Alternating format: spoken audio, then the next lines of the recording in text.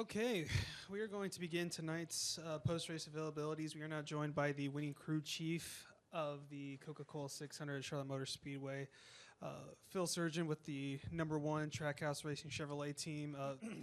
Phil, 600 miles worth of strategy and certain adjustments. Can you just go through on the key ones that ultimately led to you taking away the victory tonight?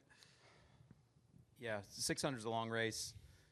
Starting 40th today, we had a lot of work to do, and we spent the first half the race really just kind of slowly chipping away at it. And in stage one, we got caution came out unfortunately and set us back. We had gained 10 or 12 spots and set us back 5 or 6 of those. So a little bit of a reset halfway through stage one again, but it was really just a slow progression. We started the race a little bit tight. We knew that the balance would come to us as we got better track position, but we're kind of banking on that. So over the course of stage 2, we had a green flag cycle that kind of proved that the car was where it needed to be once we had clean air. So kind of had a baseline to work off of, but like I said, just a slow progression. And putting ourselves in position to start stage 3 in the top 5 was important. And ultimately, that last cycle and Denny being short on fuel allowed us to be a contender. All right, well, we'll begin opening it up to questions. If you have one, we'll raise your hand. We'll get a mic to you. We'll start with Jacob, then we'll go to Jordan. Jacob Seelman, Race Face Digital. Phil, 2 for you first.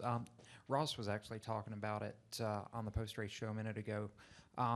Take me back to the environment from Saturday night when you guys are building the backup car. Ross said a lot of guys didn't leave till 2:30 in the morning, got maybe 2 or 3 hours of sleep. I mean, what was that whole process like for you guys as a team, and what's the emotion that he was able to pay all that effort off with a win? Yeah, that's a great question. I actually enjoy answering this one.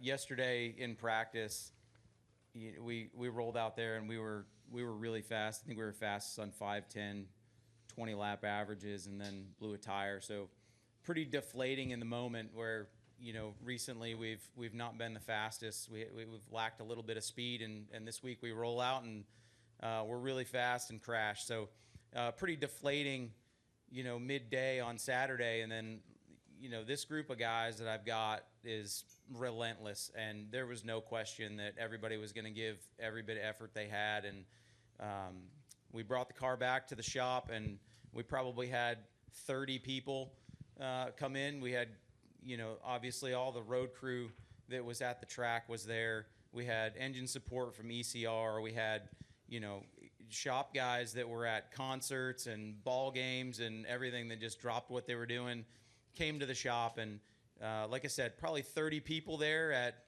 8:30 last night. And as the night wore on and different stages of the process kind of evolved, we sent some of those guys home, and the last of us, there was probably 8 or 10 of us that left at 2:30 last night, and the first guys got back there at 5:30. So a couple hours of sleep and back at it this morning. And we worked all the way up until the wire until we had to reinspect today at 2 p.m. And from your perspective, what's it been like to have a driver like Ross behind the wheel who, much like your crew guys, is not afraid to put every ounce of himself into this? And you use the word relentless, and I like that because I felt like watching him that last run, it was either I'm going to win this race or I'm going to put this car back in the wall trying to win this race. Yeah, for sure. And when he passed the 11 and the 24 was right ahead of him, I think that was just an example of that. I mean, it was a risky move, but when the win's on the line, you're willing to risk a little bit more. And yeah, it's awesome. And that's what you need. It's a requirement for drivers to have that desire and that drive to just zone in. And you can feel it when it's happening. You can feel those moments when the car's good and the driver's zoned in. You can tell in the tone of his voice and how he's driving the car and how fast it is and the risk level that he's willing to assume. You can just tell as it's kind of shaping up. And with 15 or 20 to go, we're catching him maybe a tenth, half a tenth a lap. We didn't hear from him on the radio, but we all knew what was happening there, and that's a requirement to win these races these days. Come up front to Jordan next. Jordan Bianchi, The Athletic. The perception is that Trackhouse maybe doesn't have the speed in its cars, at least consistently, week in and week out. It seems like Ross has really been doing kind of a Herculean effort to really kind of carry the cars maybe to higher than what they have been. Is that realistic, or what has Ross been doing this year? Because it seems like he's been doing a lot more and really pushing this team to a higher plane. Yeah, I think some of that may be real, and some of that's maybe just the narrative. Our Saturdays haven't been real good. Our practice speed has just been average, and our qualifying hasn't been very good. Certainly a step worse than it has been in the past. By about mid-race on Sundays, we're able to get car balanced and driving right, and we're able to execute pretty well. Execute on pit road, execute with strategy. We get the car driving pretty well, and we're able to finish in the top 10 at a lot of these intermediate tracks. Certainly we've had hiccups. Kansas wasn't great, Homestead wasn't great, but by the time Sunday rolls around, we can put the whole package together. And sure, we want a little bit more speed, and we certainly want a little smoother Saturday, a little better qualifying that allows us to pick a better pit stall, and all which contributes to more race success.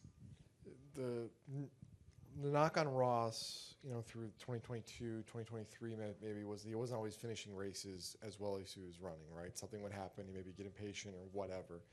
It seems like now there's almost like a different Ross behind the wheel, like much more of a bigger perspective on let's make sure we get there, and then putting himself in position and then capitalizing. Is that a fair perception? Yeah, certainly. And I think that's true with anybody, with experience and with time, and in this case with race starts and competing in the top 10 and in the top 5 and winning races. You learn and people evolve, and he has too. The Ross today is certainly a more well-rounded driver due to those experiences over the last few years. All right, we got time for a few more questions. We'll come up to Dustin, then we'll go to Matt, then we'll come back to Kelly. Dustin Long, NBC Sports. Phil, can you give me a sense of perspective? Essentially, you rebuilt this the backup car in a day. The car that was wrecked yesterday, can you give me a sense of how much time and effort was put into that car? And here you come back and win on a car that was built in one day. I mean, did you spend was it the car that was crashed had been worked on for 3 weeks to prepare for this, or 4 weeks or something like that? Yeah, so the normal build cycle is 3 to 4 weeks, depending on how we're turning over chassis.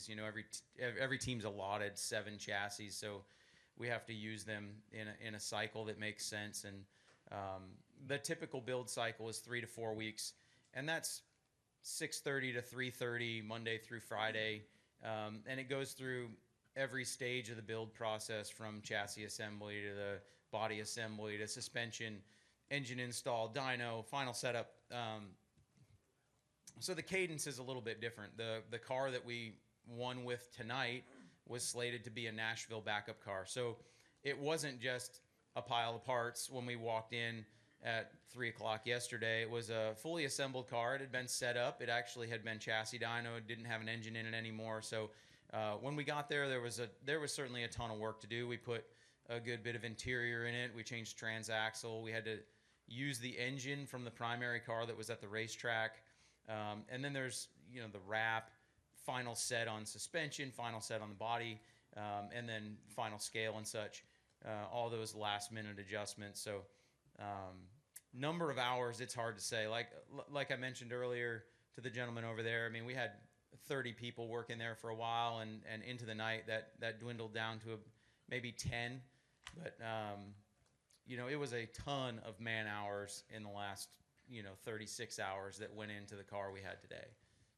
How much sleep have you had in the last night? 2.5 hours. So today you get here at 1 o'clock, go through inspection, get through that, and when garage officially opens, you can do the changes to the car.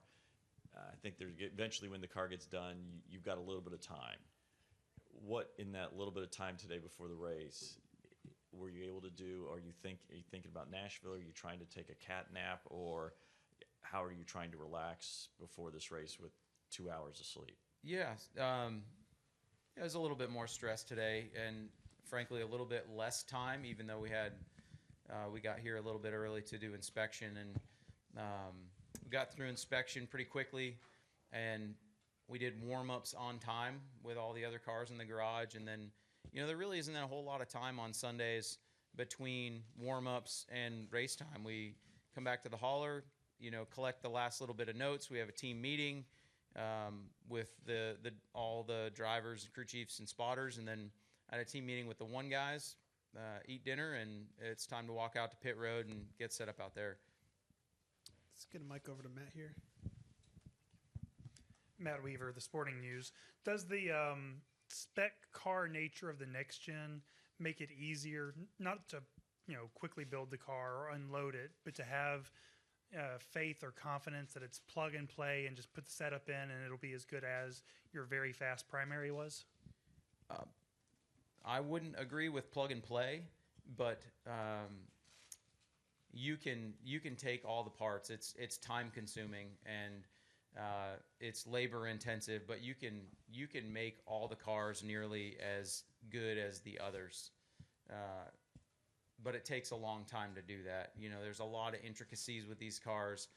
Years ago, we were dealing in eighths and quarters of an inch, and now we're dealing in 5 thou and 10 thou. Like, the increments that we're talking about have just, the scales have changed in magnitude of what used to matter to what matters now. So the complexity of the equipment we use just to measure the cars is, significantly different than what it was before. And all the parts are available. So before, building a body was not possible overnight, but you could put a next-gen body together overnight because you can just take parts off the shelf. Configuring them correctly at the level of detail that it takes to run, in the front 10 at a cup race is a Herculean effort. And then, missing the playoffs last year, and it starts without you guys. Obviously, you guys stayed competitive. We're in the mix, won a race. But does it feel any different knowing that show goes on without you and you're not a part of it, and now you guys are again? Yeah, I mean, in this sport, the goal every season is a championship. And if you don't make the playoffs, you don't even have the opportunity to compete for that. So winning a race in the regular season, advancing to the playoffs is huge. It just ensures that you still are capable of achieving the ultimate goal that you set out to do every year. All right, for the sake of time, we'll take one final question with Kelly over here on the right.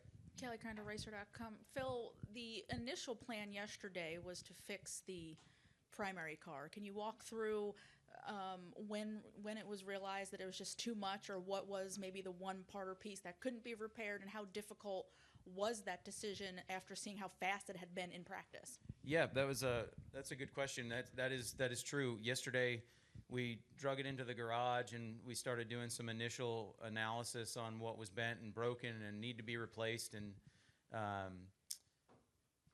as we started pulling parts off, it just became more evident that there was, a section of the rear frame that was bent, probably beyond repair.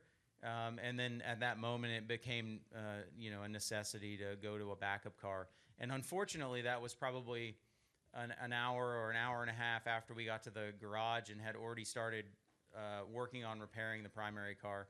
So although it took a long time to identify, by the time we got all the parts, in the car disassembled to the point where we could, fully see all the damage, it was evident we needed to go to a backup car.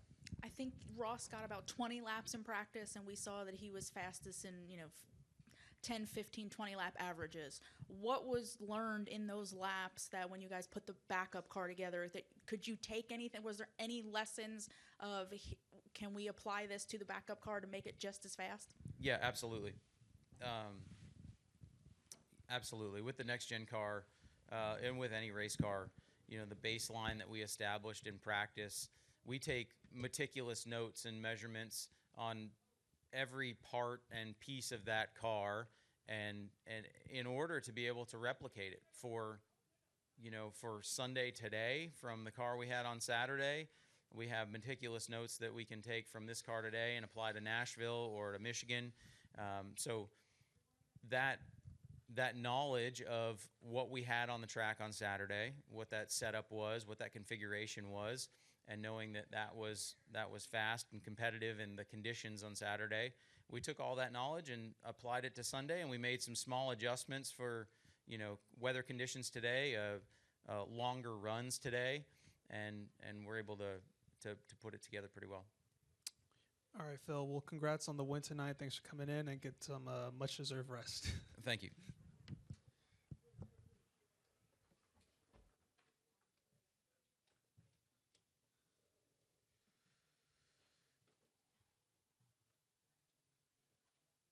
We can take Justin, yeah.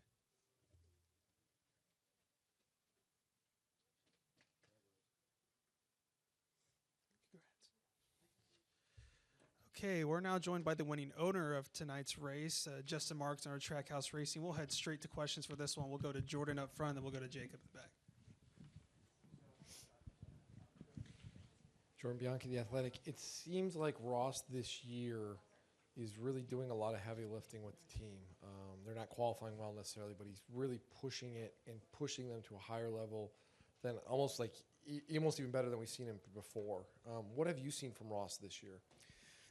Well, I mean, exactly that. We don't have the speed right now that we've had the last couple of years, and the sport kind of ebbs and flows, and teams have periods of a lot of winning, and then get passed by, and have to kind of regroup or re-engineer the team to get back. That's kind of like where we're at right now. And Ross is he's such an elite talent, and he's really one of the founding members of this organization. And what I've said sort of throughout the years, like the problem that we have to diagnose is the fact that we don't unload with a lot of speed. Like, we have to do a lot of work on the weekends to put races together, and the execution that Ross and a lot of the teams inside of Trackhouse have is really, really good on Sundays. It's just really hard to do it in this era of the sport. If you're starting 25th, 28th, 30th, whatever, to get up there is really, really difficult to do. And I think as we go through the process, Ross is very invested in the rebuilding process and really helping us kind of diagnose, where there's gaps in the organization, where we need to,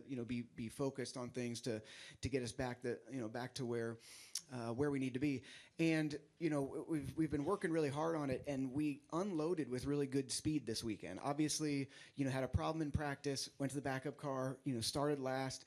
But the confidence was really, really high. When we wrecked this car on Saturday, and I was sitting there at the car in the garage, and they were pulling parts off it, and Ross left the infield care center, and he walked up to the car. He had a huge smile on his face, and he was like, "I know this sucks." He's like, "But that's what I'm talking about. Bringing cars to the racetrack like that, that's what I'm talking about." And he was just super pumped. And that's just him being super invested in the process. And I think Ross is in the conversation of the best drivers in the NASCAR Cup Series right now. And, he shows that when he goes out there and puts the team on his shoulders right now as we try to rebuild. Part of his evolution, it seems like, if you go back to 2022, 2023, there was a lot of races. He had a lot of speed, a lot of laps led, all that stuff.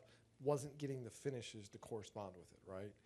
And now, though, it's kind of the opposite. So what is his evolution as a driver where he now kind of looks at the bigger picture and is kind of sees, like, maybe I don't need to be so, I don't know, lack of a better term, impatient, if you will? Yeah, it's experience. I mean, it's experience and understanding, what it takes to be successful as a NASCAR Cup Series driver. And I think if you look back through, time, and you look at some of these really, really talented people that have shown up in the Cup Series and just had all this talent and all this speed, but not a lot of experience, sometimes it was problematic at the beginning. I think of like Brad Keselowski, and I think like some of these guys that showed up and ruffled some feathers, and then they figured out how to sort of settle into a place where they can harness their talent and their speed into a way that's really productive in the races. And I think that's the evolution that that Ross has gone through, is that he knows how to take that speed and deploy it when it makes the most sense, and how to really put full races together. And I think it just comes with time and experience. He's a very, very intelligent person. He's very cerebral.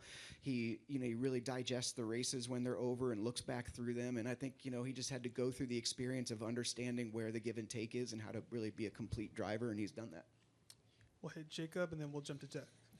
Jacob Zillman, Race Face Digital. Justin, to your right. Two for you. First, Phil was in here and talked a lot about the just the environment of the rebuild Saturday night. It actually got me thinking back to something you said. I think it was after Suarez's win at Atlanta last year, about the culture that you've tried to really build and invest in at Trackhouse, to have guys that are willing to give up their days off, come in, spend that time, lose sleep, and then pay it off with Ross getting a win like this. Is that what you're talking about when you're looking for this kind of relentless effort from your guys and your crew that goes into making this successful? That's exactly what I'm looking for. I mean, this weekend, I think, was a masterclass in never giving up and grinding. And it wasn't just the one team that built that car last night. I mean, it was people from all corners of the organization that said, I'll drop what I'm doing and drive to the shop and help.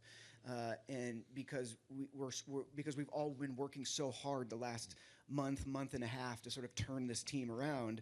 And at a time like this, when we unloaded and we were so fast, and it was like, man, like we're starting to get there. Like we can feel the thing kind of turning around. And that's exactly what I'm talking about. I stood in front of everybody at this organization, the first day that I took ownership of it back at the end of 2021. And I said, we have everything that we need to be successful here. We just got to work together. We got to believe in each other. And we have to fundamentally believe that we can do it, that we can go win big races and contend for championships. And if we support each other and go the extra mile and do whatever it takes, then we can get there. And I think this weekend was a beautiful expression of that. And I am so, I don't want to sound romantic or whatever, but it's, I mean, I am just so unbelievably proud of everybody, because what they did this weekend was very, very, very difficult. And it was truly a team win, putting a race car together, building a race car last night, bringing it to the racetrack, starting last, making good changes, good pit stops, good strategy. And then to what Jordan and I were talking about, after that last pit stop, just putting it on the shoulders of our amazing race car driver, Ross Chastain, to go punch it into victory lane. It's incredible. Obviously, so much focus tonight on what Ross did, and rightfully so, but you had the fourth car out with your young talent in Connor Zilic, and I'm curious, obviously, start two for him, so there's a lot to be looked forward to. What's your assessment of his early evolution, not just in the couple starts in the Cup car, but really on the Xfinity side? And what do you hope or see his progression or pathway being over the next couple of years as you work to develop him? Yeah, I think one of the things that makes Connor special is his rate of adaptability, and I've seen it a couple times in my life. There's a lot of talented race car. There's a lot of young race car drivers that are fast, a lot of guys that are talented. So it's like, how do you kind of look through all of those people and find the couple that are like the real standouts? And to me, it's really rate of adaptability. I mean, Connor's been incredibly successful the first time he's sat in cars and the first time he's been to races, going out there and just figuring it out really quickly. So, I think that he's having some ways a difficult season at Xfinity, but incredible amount of speed. He's had some bad luck, whatever, but he's won a race. He'll go to the playoffs, and luck will come his way, and he'll make a run for it. And then in the Cup car, this is a development driver of ours. First time we've ever really had a development driver, and I think development means supporting him on Fridays and Saturdays when he's over at JRM, and allowing him to have access to the tools and the company and everything, and then getting him experience in the Cup car. You have to these days just put him in the car and throw him out there on the racetrack in the Cup Series, because there's no practice and there's no testing, and so when we're like, hey, you're 18 years old. We think you're on your way to the Cup Series pretty quickly. We got to just put you in the car, and obviously, putting him in the car at COTA, a racetrack that he's been to, done a lot of road racing. You kind of eliminate as many new things as possible so he can learn kind of the flow of a cup race. And then after that, we'd circled this one on the calendar because he just gets a lot of laps. He just gets to go out there and race for 4 hours and just get a ton of experience and learn, restarts, coming on and off pit road, all that kind of stuff. And so it's just part of getting him exposure, to the Cup car. We'll see what his future holds, but right now it's like we have a mechanism in the company to put that extra car out, like we've done with Project 91, and we just want him to get that experience. No expectations for results or anything like that. He got, when the 84 went around today, and he had some contact with him, it tore the underbody off. He just was tight the rest of the night. So then it just became like, okay, let's just make the laps and kind of learn the flow of the race. Figure out how it's going to tax my body racing for 600 miles, just all that kind of stuff. So it's just, we have an opportunity to give him a learning experience, and we'll continue to do that. But the Cup Series it's a different sport than the Xfinity Series. I mean, it is just so difficult, and the only way to learn and get ready for something like that is just go out there and do it. Yeah, for sure, because we've seen it in the past that guys have moved up too quickly, and it's been difficult for them. So, we're being very measured in our approach, and we're talking about what his future. We don't know what his future looks like right now, but we're happy that he's in that JRM car. We're happy that we're getting him laps in the Cup car, and we have a lot of faith in his ability. We think he's a really, really special talent, but we have to be intentional and mindful about how we bring him up, because we want to certainly give him the best opportunity to succeed. All right, moving quickly, we're going to go to Zach over here in the middle, then we'll go to Dustin, then Shane. Zach Sterniolo, NASCAR.com. Justin, certainly Shane's Chicago win was a signature moment, but the first crown jewel victory for this organization comes just down the road from the team shop. What is the significance of this moment for you personally, but also for the whole of Trackhouse Racing? I think for me personally and the whole of Trackhouse Racing are the same thing. I mean, I'm a team person, and I'm like, it doesn't matter what I feel about it. I mean, to me, it's about the team. It's about getting a bunch of people together that believe that we can go do things like pass Hendrick Motorsports with 10 laps to go in the Coke 600 and win it. Like, we just believe that we can give our drivers the opportunity to do those things. And so my mind raced and I forgot your question, but. Yeah, thank you. So, this is obviously you have these marquee events, right? So, like the Daytona 500, I've got my own opinions about the Daytona 500 as a race, but I think when you have these tentpole events that have a lot of history and they're meaningful, it carries special significance, because obviously this is the only home game that this sport has, and we have a lot of people that don't typically get to go to the races that come out for this race, and we have wives and girlfriends and kids and everybody comes out to this race, and people that work so hard 365 days a year that don't actually get to go to the racetrack and watch the race cars. They're here tonight, and a ton of sponsors and a ton of fans. And then when you look at a race like the Coke 600, you can't look at a race like this and not envision Dale Earnhardt driving through the grass here, and Jeff Gordon's first win, and like these big moments and all this big history when they first built the racetrack and all that stuff. So it's a moment that holds special significance for everybody in the company, and it's a moment that that it's an honor. It's just an honor to win here, because it's such an important event to the history of the sport. Let's go to Dustin over here next. Dustin Long, NBC Sports. Justin, compared to some of the established car owners who've had success and been in the sport for a long time, you're just still a youngster and still learning, going through that process with being in a few years. And I'm just curious, what are the lessons that you're learning that you feel like are going to help you close the gap with Hendrick, Gibbs, and Penske at this point? Because seems to be those three teams and then a gap to others. Everybody's kind of fighting for that.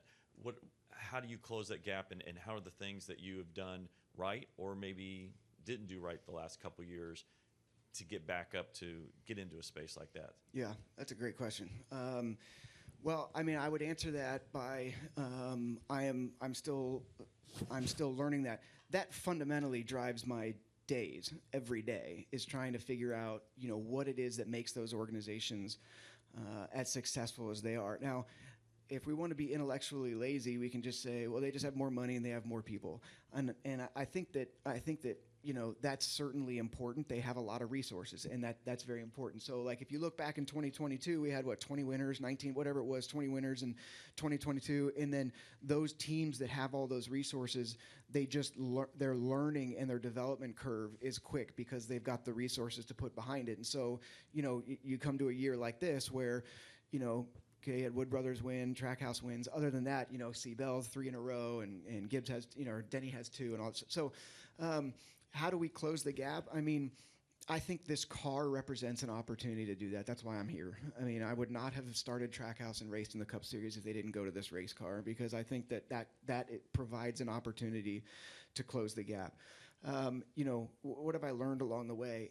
This is a people game. I mean, I do really work hard on trying to get talented people motivated to do really good work. I mean, I feel like when I sit up here, I say a lot of cliches, but it's true. I mean, it's really true.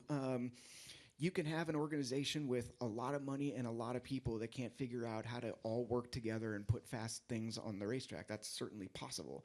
We're not as big of an organization as those three, but we do continue to grow. And right now, I think provides an opportunity for us to relook at that delta between us and those big teams as we go through the struggles that we are right now. We're looking at things like developing a more robust aero department, looking at the way we structure our engineering, looking at those things to make sure that we get back on the development curve with those three. So it just takes very thoughtful examination. And it's a process that probably will never stop, because Hendrick Motorsports, Joe Gibbs Racing, and Penske Racing are just very, very strong, talented organizations. And I think the fact that we've won 9 races in 3.5 years, it's a lot of motivation for everybody in our company to just keep trying to work towards that.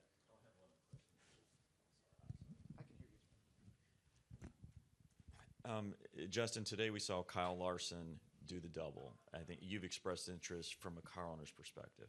Obviously a frustrating day for Kyle, admittedly so. He kind of expressed the notion that the double may be, because of the time limit, the time between the races, it just might not be a feasible thing. From a motorsports perspective, when you look at the big picture, how important is it to have somebody do that for motorsports in general? And is that something that needs to be looked at, if there's a way of widening the window a little bit to help this? Or because it seems like at this point, this notion, at least from a Cup driver's perspective, may be dead. Yeah, I mean, my heart breaks for Kyle. Kyle's a friend of mine. I mean, we were business partners. We owned a race team together. I know how important the Speedway is to him. I'm a believer that I don't think motorsports should be in competition with each other. I don't think the industry is big enough for us to be trying to make things difficult on each other. I think there's strength in collaboration between the two. So, I think in the way the world is right now, live events, especially live sporting events, are becoming more and more powerful and valuable in this increasingly digital and detached world. And I think that we have an amazing product. And cars going around a racetrack at 200 miles an hour is an incredibly visceral, like authentic, raw, amazing experience. And there's power in that. And I think that certainly, like the tide that raises all ships is a real thing. So, like, if I was running everything, I would do everything in my power to make sure things like that double can happen, because I think it's an amazing opportunity for NASCAR fans that want to watch their favorite NASCAR driver, maybe watch the Indy 500 for the first time, learn about Indy cars, learn new stories, all that, and vice versa. So I would, I don't know if you like change the schedule of the day, but I think that people need to be working in a direction to try to make it happen versus trying to not make it happen. We'll go to Shane, and then we'll wrap up with Deb here. Shane Connick, Charlotte Observer. Congratulations, Justin. So Ross Chastain now becomes the first driver in 54 years to start in the LAC and win a NASCAR Cup Series race. So when you look at the team and you think about everything that you guys have been sitting up here talking about the past 24 hours, what does this mean for the number 1 team? Well, what's funny is, and we had this talk in Victory Lane, it was like Tony Lunders, our competition director, came up to me and he was like, man, it just seems like all of our wins are like, there's no boring win like that Trackhouse has had. It's all like some kind of story. And it's funny how that happens. Like, it happened at Chicago with Shane and everything. it's really neat that our wins typically have like some kind of historical context around them, right? Like Ross winning at Phoenix, being the first one, I guess, in the modern era to win that wasn't in the championship. For Daniel finishing, winning the closest 3-wide finish ever, like those kinds of things. And then a really, really cool stat like that. I think it's just really a powerful testament to everybody that works for the team and that chipped in this weekend, chipped in last night, ordered the pizzas, stayed up till 2 o'clock in the morning, got there, before the sun came up to button up the car and everything. To be able to look at all them, they're all tired right now. They've been working basically 48 hours straight. They're on their way home right now, and they're going to lay their head on their pillow. They got to be at the shop tomorrow at 9 o'clock, 8 o'clock. Some will be there at 6. And to say something like, you guys did this, you went and got the backup car, you built it overnight, you brought it to the racetrack and became the first person in, I think you said 54 years, to win from last place in the Cup Series. It's an amazing thing to put your arm around them and say, like, you deserve it, you did that. That's an honor that you have. All right, then we'll come up to Deb.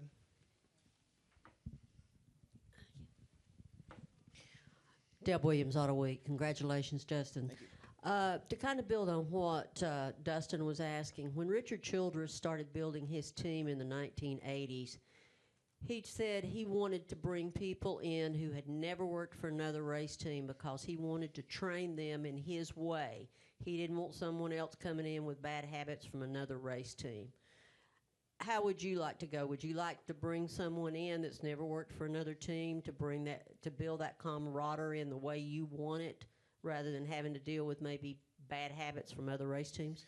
Well, it's an interesting question because as we look at, where it's difficult to find good people right now to work on these race teams, especially ones to travel. And so as we've looked to kind of expand our organization and hire, we have spent time exploring where we could find people that have the right framework of experience and talent to work on race cars that maybe haven't worked on race cars before. Like, for instance, if we could put a training protocol in place inside Trackhouse and be able to hire from like the aerospace industry or something like this, where the addressable market of talent is so big and you've got so many talented people that are really good mechanically and good working on things. And, maybe they leave SpaceX and they're building rockets and now they're building shock absorbers for the one car or whatever. And like, we can train them. We've had that conversation.